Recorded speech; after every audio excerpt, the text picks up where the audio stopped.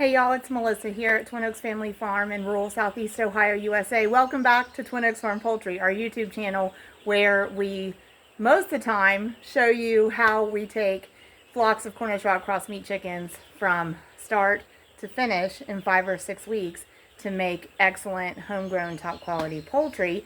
We want to show y'all some of the methods that we use in our production system. We show you as much as we can, but on video sometimes there's only so much that we can be able to show in the process. But we want to encourage people, if you want to raise your own meat, it is doable. And with small livestock like chickens, and there are alternatives to chickens like rabbit, ducks even, but chickens are a pretty accessible, easy to get, relatively easy to raise animal that don't require a lot of room, and you can actually raise your own meat from raising chickens. So we want to encourage people, if you have an interest in doing that and you're in a season of life that you can and you have the resources, you know, some space where you live, you're able to have livestock, it's something you can do. You don't have to do it at the scale that we show in our videos. We're a very small poultry operation, but like right now we have a flock of 430 Cornish Rock Cross meat chickens.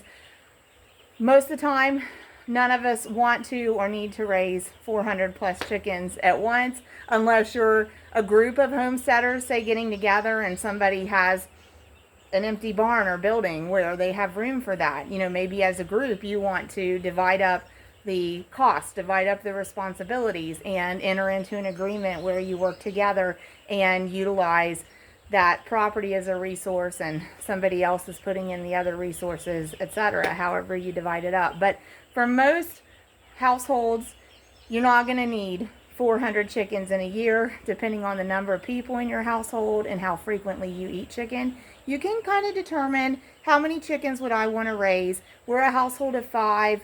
If we've raised the chicken, we're willing to eat it fairly frequently. We figure if we were just doing flocks for ourselves, for our own use, we would probably raise 100 to 150 chickens, and that would be a year's supply, maybe even a little longer for us. So that's about the size flock we would probably aim for if we were just raising them for household consumption. But you're going to see a flock of 430 Cornish Rock Cross meat chickens in this video. And like I said, we mostly feature the meat chickens for video content because it's just showing you the routine, more or less day in and day out, of how these chicks grow, how we finish them as meat chickens, and just the different techniques that we've learned from hands-on, first-hand experience, practice of raising them. A lot of research and a lot of actually raising them to get the feel for it. So sometimes we feature other things in our videos, like our egg production chickens, or just things that we're interested around our place. But we started the channel in order to show y'all how we raise Cornish Rock Cross meat chickens, and to encourage people that, hey, this is totally doable. If you're interested in raising your own meat, it's a little bit more management intensive than raising egg production chickens. But if you trust the process and follow methods that work, then you can easily produce really wholesome chicken. And with chicken, kind of an added bonus is you can choose to take your animals to a professional processor for the butchering and meat cutting.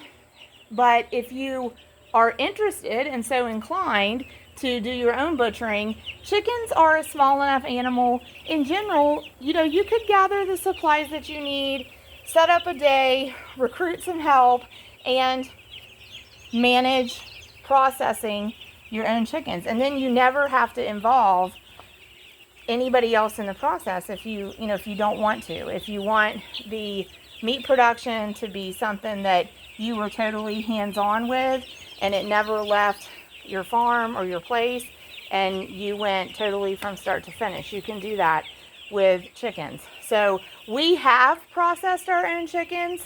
We don't do that with our Cornish Rock Cross meat chicken flocks, simply because of the number of chickens and the turnaround time on the flocks, we don't want to. But it is a significant expense to have a professional meat cutter do the processing, the butchering and processing for you. In fact, I don't have the specific numbers, but I can tell you that with meat chickens, the amount of money we spend, like on the chicks, feed, bedding, electricity, everything it takes to raise the chickens themselves, that same amount it costs that at the processor. So usually, in general, you can assume that having a processor do the butchering and meat cutting for you is probably going to about double your production costs. They've all walked over here because I'm walking around their brooder space. So we're trying to get them to move around, exercise a little bit, go to eat if they want to, go to drink water if they want to, and just spread out around the pen, okay? So there are guys and gals in this group. They are, for our production purposes, we're calling them day 5, but they had sort of a lag in their shipping situation because they were mail order from a hatchery in Southwest Ohio to our place in Southeast Ohio. So they actually were delayed in shipping overnight in a post office. So really, they're a little bit older than the age we're calling them, but for our production system, we're saying they're on day 5. So 5 to 6 day old Cornish rock cross meat chickens here. We do have 430 in the flock. So I've just filled feeders, filled waters, and been checking on the chickens, walking around, seeing how they're doing, looking at the individuals, making sure they're eating, getting a sense of just a look at wellness. You know, do we get an overall impression that the individuals look well? And they do. We hear activity in the building, we see activity in the building. They are energetic, active, perky, eyes look bright. Some of them are ready to rest. That's a normal part of their routine. But we see them going to water, going to food. They had consumed about half the food that was in here. It had been refilled in the morning, and this is mid-afternoon, so they consumed about half of their food, so that's excellent. So we topped everything off, and it'll all be filled up again tonight. We've got heat lamps off, as y'all can see. So the temperature outside is about 85 degrees Fahrenheit, and we did actually have heat lamps on until our outdoor ambient temperature reached about 85 degrees Fahrenheit. This age of meat chicken wants to be around 90 degrees Fahrenheit. So with it being 85 outside and down where they are and confined in their brooder space, you know, they've got some body heat. They've also got probably a little bit of heat coming off the floor because it's 430 birds and there is some manure load on the floor, so that actually naturally produces heat as they put manure load down on their bedding material. So where they are, you know, it's conceivable that it can be slightly warmer than the outdoor ambient temperature. I can tell you, chicks this age, if you're working around them, like in the same kind of situation we have where we call this a walk-in brooder, where we can actually step inside of the brooder and be in the same space with them, it's warm. So, you know, it should be. If your birds are, you know, hatchlings or a week old, even up to about 3 weeks old, when you're working in their space, you probably should feel a little warmer than your own comfort zone, and that's probably a good indicator that it's likely in their comfort zone. Okay, so we can tell that these birds are quite comfortable. We do have, I don't have any right in front of me to point out, but we do have a few birds in the pen that show a little bit of indication of kind of runny manure caking up on their back end, and we call that pasty bottom. we try to do everything we can to prevent that in our birds. But again, with this group having had like that layover in a post office, there are a lot of question marks there then with that. Like what was the temperature like for them? What did they experience? Ambient condition wise, you know, being more or less stuck in a post office and being in shipping boxes for probably just over 24 hours. We're estimating maybe 28 to 30 hours in shipping boxes.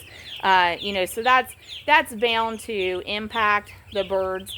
And basically with meat chickens, one of the things we see is that anytime there's any kind of stressor in those first 2-3 days, very likely you're going to see individuals exhibit pasty bottom, which is just an expression of them having a little bit of runny manure, basically. And until that digestive tract works all that out and gets to functioning optimally, you know, that's what you see. So like I said, with having them kind of stuck in the shipping boxes longer than we would have liked, and of course that's totally out of anybody's control on our end, you know, on the ordering end, and even to some extent at the hatchery. I mean, it's just the way it worked out once they got into the postal system. So you know, with that being the case, we knew we're probably going to see some impacts of probably some stress in this flock, at least here in the first week to 10 days. So when we moved them in, you know, we just let them settle in for a couple hours with water, and then we added feed. And not that we didn't want to get feed into them, but the fact was we needed to get water into them first and more. Okay, so like there's an example of one beside the yellow water. We are seeing some pasty bottom. At this point though, like we've watched those individuals, we know that they're still able to manure. We know that the other birds are not pecking at those birds, causing a problem. So we're going to continue a watch and wait scenario with all those birds, because what actually will end up happening most times with our chicks that exhibit that is they're going to grow out of it, and also they're going to begin feathering, and the white feathering is going to replace this down. So where that has become a pasty mess on their bottom is basically going to flake off at some point. That has been our experience with these chicks. Now, if you want to take more extreme measures, you can clean that off of them, but our experience really has been that most of the time, at least the level of it we see from the minimal stress, you know, of shipping, moving in, they grow through it, grow out of it, and that just flakes off of the back end of the bird. So at any rate, so we're just watching and waiting on that, making sure that they continue to thrive. But the most important thing we can do for them is to continue to make sure that they have the water that they need. Okay, the water that they need, and also the feed. You know, we first week of life for your baby birds, make sure you keep the feed to them. Okay, for your meat chicks, and I would say for your egg production chicks as well. But you gotta keep the feed to them first week of life for sure. Full feed round the clock. Now, our production system, we're feeding them for 5 or 6 weeks, and then they're going to a processor. We feed 24/7 round the clock the entire production term. There are producers that maybe prefer to feed them in the daytime and not feed them at night. And there are production systems where the birds are pastured in safe chicken tractors, and those systems themselves will produce an eating in the daytime, not eating at nighttime pattern in the birds, because if they're subject to nightfall, they're not active at nightfall, so they're not up eating overnight. Okay, so there are producers and there are production systems that will prefer 12 hours feed them, 12 hours limit feed. In our production system, they're raised in a barn. There's light on them all the time. They still rest. That does not take away their ability to sleep or rest. They still rest. But there is overhead light throughout, and in the daytime, there is indirect sunlight coming in. But we feed 24/7. There's always food available to these birds. And the only thing I want to say about that as far as feed is we're against 12 hours feeding, 12 hours not feeding. We are totally in favor of offering feed 24/7 round the clock, because with meat birds, their genetic package is arrived at from selective breeding. But their genetic package favors rapid growth and favors feed to meat conversion, and their kind of circadian rhythm favors kind of a 4-hour routine of eat, drink, manure, rest. So they when things are going good and ambient conditions are to their liking and stress is minimal, they need access to food round the clock, because that's genetically how they function. They're growing all the time, so they need to have access to food all the time. Okay, and it's really rapid growth, and it's really interesting with meat chicks because everything goes on a continuum from less to more. Everything does. Food, water, amount of space they need, the intensity of their appetite, even the management intensity on the part of the producer. The whole start to finish process with them goes from less to more, so as in other words, like as they get older, the rate of food consumption increases. As they get older, the amount of water capacity that we need to provide increases. As they get older, the amount of floor space they need increases. The only thing that doesn't increase is their level of activity. So this is as active as it gets. And they were even more active like 5 days ago. But it's as active as it gets. And then as they grow and they become heavier and bigger and their appetite increases, they actually do have a tendency to become less active. And so we compensate for that in the production system by actually going into their space and encouraging them to move around, kind of encouraging them to exercise. So there you go. So we're going to wrap this one up, but these birds are doing real well. We are at 430. So we hope to stay really close to 430. Our processing appointment very soon, I forget what date it is, but like I said, it was 35 days from move-in is the schedule. So our processing appointment is actually for 400 Cornish Rock Cross meat chickens, but we already know and have let our processor know, we ordered 425, so we may have a little overage beyond 400, and they're okay with that. So so to wrap up here, hey, just a couple things. Thanks for joining us. Shout out to memberships on our channel. Fidel, thank you for your membership. Tina, thank you for your membership. Chimma's Chicken Coop over in Germany, got his own YouTube channel. Check that out. Give him some feedback. Thank you for your membership. And North Whittington Circle Farms, Steve and Deb, thank you so much for your membership.